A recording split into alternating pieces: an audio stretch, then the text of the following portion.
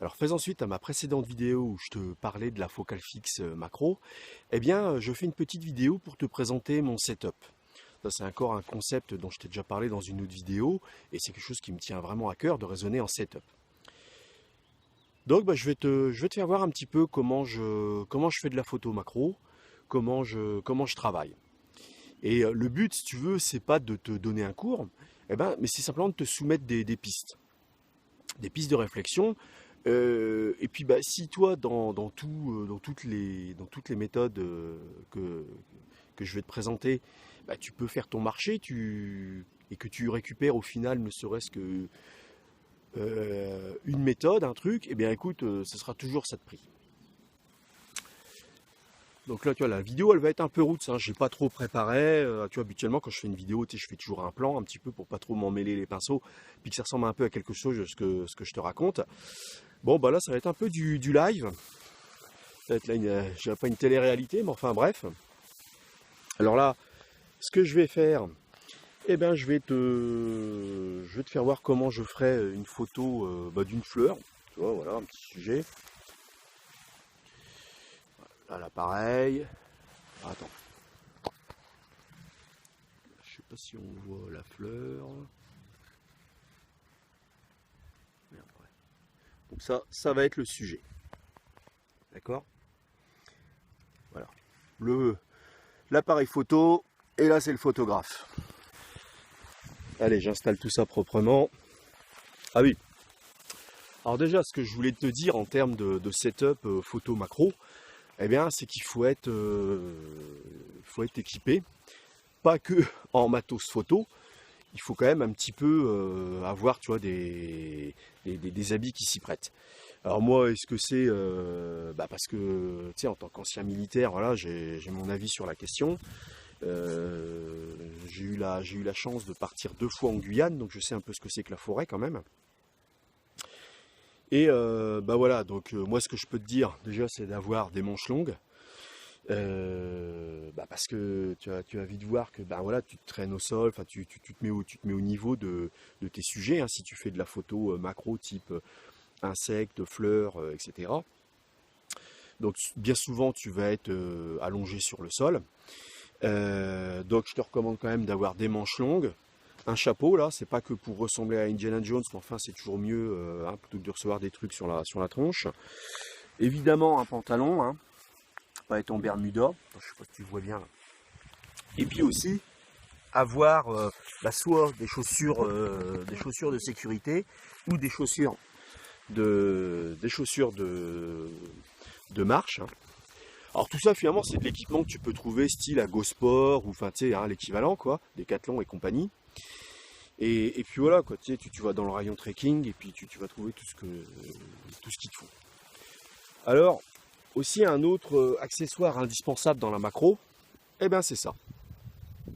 Alors ça tu vois bien, donc c'est un truc anti-moustique, parce que ça je t'assure que bon, tu vas l'oublier une fois, mais la fois d'après, tu vas te dire tiens, c'est quand même bien que j'en ai un quoi.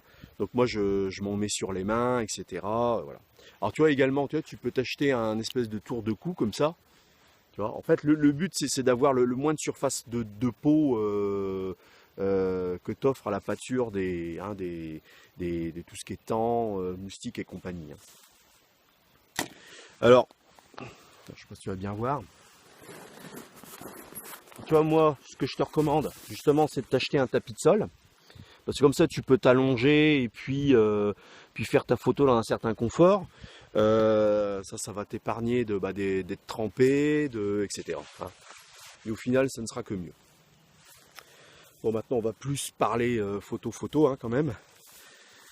Ce que je te dis là sur l'équipement, c'est vraiment pas à négliger parce que tu vas voir que si tu vas en Bermuda et en tongs, bon déjà c'est un coup à se plier la cheville, tu vois. Et puis tu vas te faire bouffer de partout, voilà. Bon déjà la macro, tu vois, c'est un standard de qualité assez élevé. Donc dans ces cas-là, ce qu'il faut faire, c'est plutôt travailler en RAW déjà, hein. Le premier réglage à faire sur ton boîtier, c'est celui-là. Te mettre en RAW. Puisque là, tu vas faire beaucoup moins de photos, bien sûr, que si tu couvrais un match de basket par exemple. Mais le but, bien sûr, c'est d'avoir un haut qualité d'image au final, hein. Donc moi je me mets en position RAW, mon appareil sur trépied, hein, bien sûr ça en macro c'est en général ce qui se fait. Bon, je fais aussi des fois de la photo à main levée, mais enfin bon, tu vois, l'idéal c'est plutôt de bien prendre son temps, tu vois, la macro c'est plutôt ça l'esprit, hein. Donc le boîtier sur trépied, le déclencheur filaire, ou enfin télécommande hein, si tu en as une. Je règle la position, je relève le miroir avec un délai de 2 secondes, hein, c'est-à-dire que j'appuie sur le déclencheur, le miroir se relève et 2 secondes après la photo est prise. Alors tout ça, encore une fois, c'est pour éviter toutes les vibrations parasites. C'est-à-dire que pour faire en sorte que l'image soit la plus nette possible. Alors, ce qu'il faut également savoir, c'est qu'en extérieur, en photo macro, l'ennemi c'est le vent. Le reste, après, c'est plus accessoire. Mais vraiment, l'ennemi c'est le vent. Parce que justement, tu peux avoir des temps de pause un petit peu allongés, c'est-à-dire 60e de seconde, etc. Puisqu'effectivement, comme je te disais tout à l'heure, dans la photo macro, on cherche plutôt un standard on recherche à produire des images avec un standard de qualité élevée, je vais y arriver. Donc en général, on va être plutôt ISO 100. Hein. Donc comme je t'ai déjà dit sur la focale fixe, tu vas plutôt être une ouverture, en général f11, f16. Hein.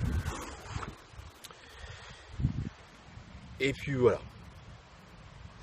Alors, moi comme je fais la mise au point manuellement, puis enfin, hormis ça, de toute façon, tu vois, on est en extérieur, donc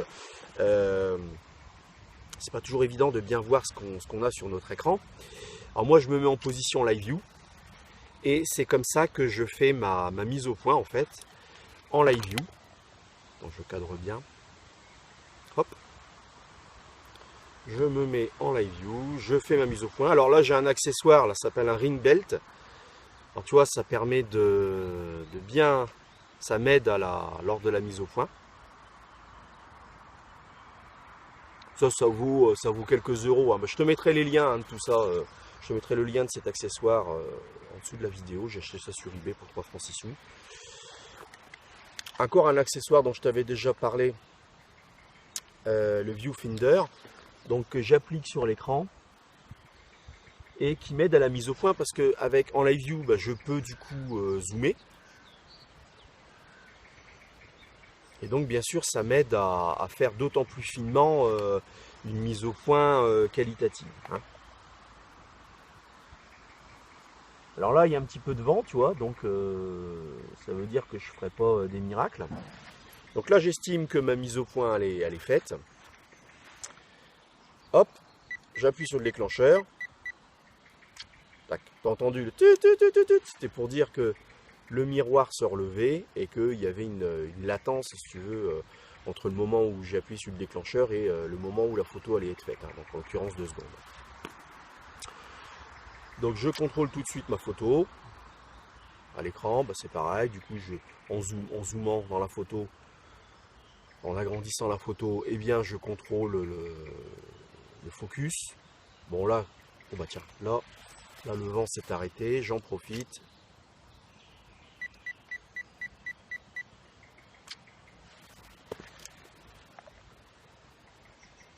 Donc là, comme il n'y a pas beaucoup de vent, j'en profite pour essayer de peaufiner la mise au point.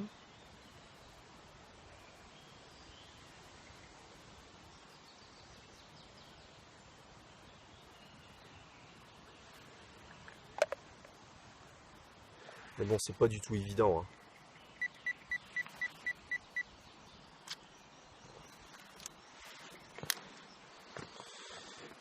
Alors bien sûr, ce que j'ai oublié de dire, tu vois, c'est qu'avant de commencer ta session photo, un petit coup sur la lentille, tu vois, ça mange pas de pain, un petit coup de chiffon, un petit coup de pinceau, ça aussi je t'en avais déjà parlé. Alors ce qui est génial dans les anciennes focales, dans les anciens objectifs, c'est qu'en général, tu vois, à l'époque, ils avaient un pare-soleil qui était intégré, tu vois, qui était rétractable, tu vois. Donc c'est pratique, et puis comme ça, tu risques pas de le perdre en plus. Donc c'est génial.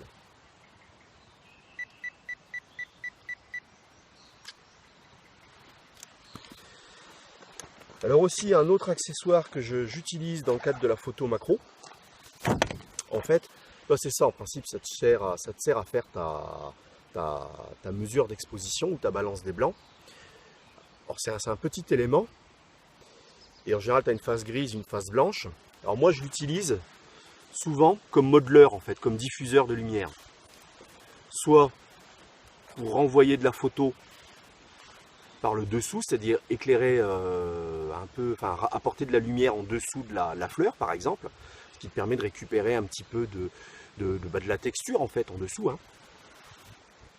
Ou alors, justement, plutôt d'ombray, enfin, tu vois, voilà. Ça peut aussi te permettre, si tu as une direction, si tu as localisé un peu la direction du vent ou quelque chose comme ça, tu t'en sers comme ça. D'autres s'en servent aussi pour détourer, c'est-à-dire qu'ils vont faire la photo. Et en fait, ils font la photo, ils mettent le fond, tu vois, un peu éloigné par rapport à la fleur. Et du coup, après, ça permet un détourage. Puisque l'arrière-plan de la fleur, ce sera une masse de couleurs qui va permettre un détourage. Hein. Tiens, là, je vais essayer de le faire.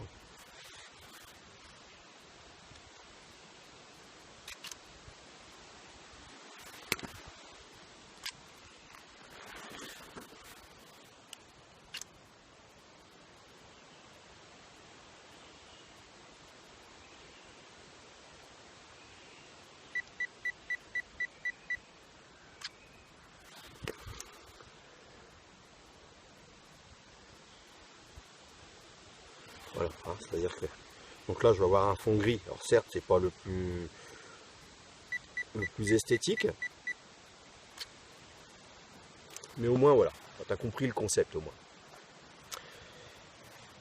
Alors donc aussi, un autre accessoire qui est super utile en macro, c'est d'avoir un parapluie. Alors là, en l'occurrence, comme tu le vois, c'est un parapluie blanc. Alors ça, en fait, moi, j'ai toujours toute une collection de parapluies dans ma voiture. Hein. Tu le sauras si un jour tu fais de l'autostop et puis je te prends à mon bord. Donc j'ai du parapluie blanc. En fait, tout ça, j'ai acheté ça plutôt pour les shooting modes. Donc là, le parapluie blanc, en l'occurrence, c'est plutôt... je l'avais acheté spécifiquement pour les mariages, tu vois.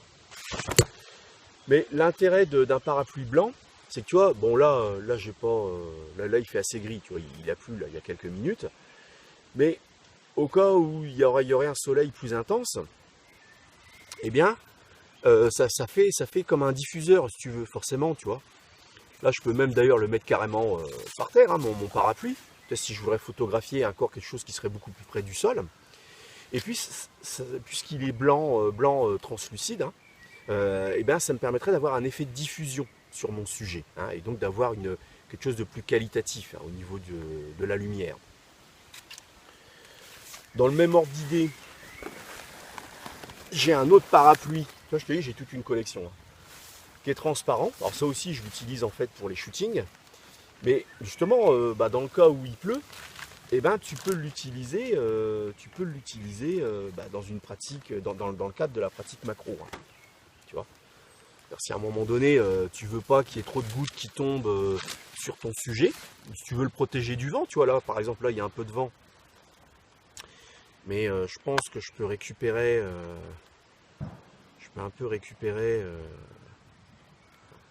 avoir mon sujet plus immobile. Enfin, voilà, c'est le cas.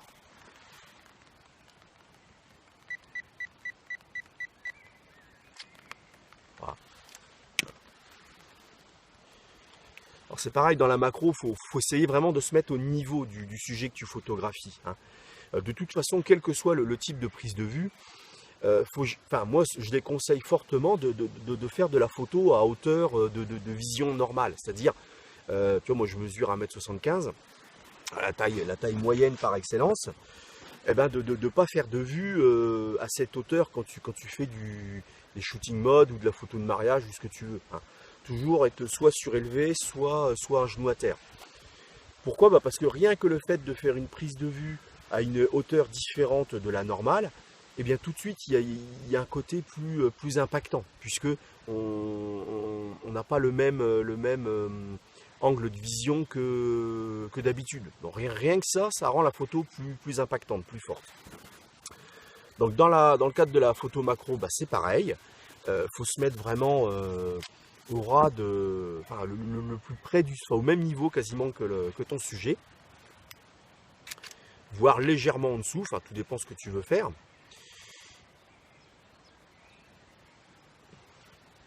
Donc là, je vais refaire le point légèrement.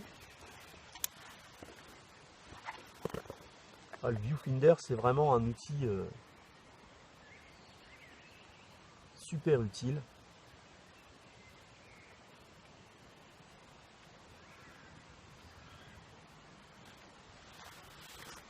Voilà, avec mon parapluie, là, j'ai vraiment neutralisé le vent.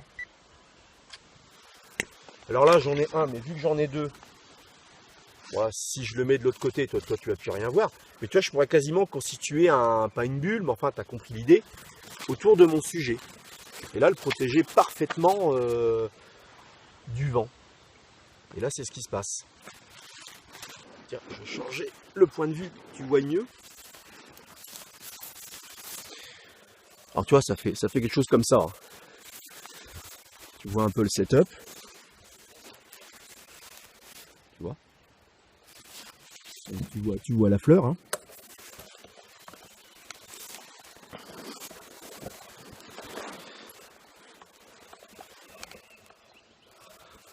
Laurent, de manière à ce que tu vois bien. L'idéal serait plutôt que je me mette comme ça. Ouais, voilà, comme ça c'est bien. Comme ça tu vois bien ce qui se passe. Donc tu vois, finalement ça fait comme une bulle autour de mon sujet. Bon là en l'occurrence une fleur. Enfin là c'est plus le prétexte pour la vidéo, hein, si t'es mieux.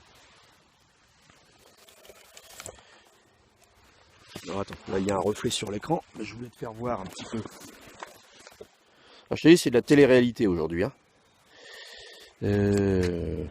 Voilà, donc position live view. Il s'est mis en pause. Donc comme tu peux le voir, donc retardataire 2 secondes, 160e de seconde, mais ça c'est le boîtier. Oui, alors bien sûr, là comme c'est un objectif 100% manuel, je me mets en mode AV, comme aperture. Hein. Et le boîtier, lui, va déterminer le temps de pause qui est approprié, compte tenu de la mesure de lumière qu'il fait. Donc là, il estime qu'au 125e de seconde, à 100 ISO, je vais avoir une belle image. Bon, sachant que moi, je surexpose toujours légèrement. Bon, là, en l'occurrence, d'un tiers de diaph, pardon. Et tout à l'heure, je te parlais de se mettre en mode RAW. Bah, tu vois, j'applique pas... Voilà. Donc là, je suis bien en mode RAW. Mode manuel, enfin mise au point manuel, retardataire 2 secondes, 100 ISO. Température de couleur, bah tu peux te mettre en lumière du jour, hein, si tu veux. Voilà. Donc, live view. Hop. Je sais pas si tu vas bien voir. Je vais essayer de m'approcher. Après, là, c'est qu'il y a des reflets avec le ciel. Enfin, donc là, je suis en live view. Je zoome pour faire une mise au point la plus qualitative possible. Tu vois que des fois, il suffit de déplacer d'un chouïa pour... voilà, hein. Une fois que j'estime que ma mise au point elle est faite,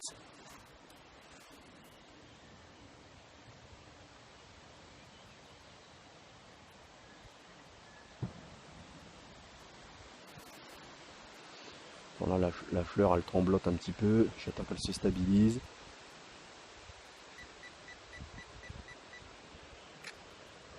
Et voilà. Et là tout de suite, je regarde le résultat. Bon, voilà. Là c'était pas... Là le but c'était pas de faire de la photo d'art, hein, mais c'était vraiment de te faire voir rapidos un petit peu comment je travaille dans le cadre de la prise de vue macro, qui encore une fois je l'avais dit là dans la précédente vidéo sur la focale fixe, j'ai pas de démarche commerciale lorsque je fais de la photo macro, mais je t'en parle aujourd'hui parce que je trouve que c'est très formateur. Moi ça m'a beaucoup apporté, et puis voilà quoi. smartphone. Alors un coup on est sur X, un coup on est sous X.